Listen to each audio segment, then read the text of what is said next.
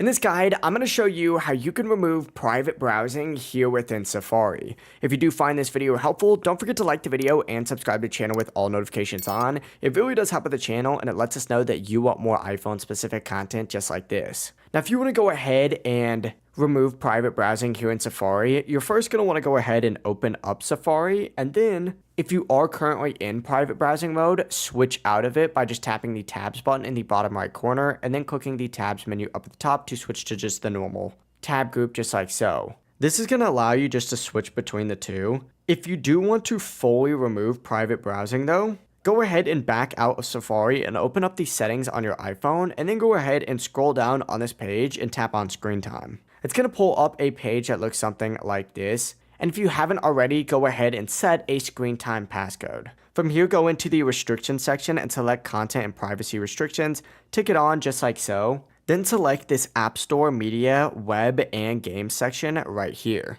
Find this web content section and it might say unrestricted here. Go ahead and select it and then put it on limited adult websites. Now, when you go ahead and return to Safari and press the tabs button just like so, it might crash for the first time, and when you reopen it up, it's not going to have the option to even access private browsing. It really is as simple as that. If you guys do have any questions, don't hesitate to ask us down in the comment section below. And before you do leave this video, make sure to like the video and subscribe to the channel with all notifications on, just because it does genuinely help us out and we'd greatly appreciate it. Have a great rest of your day.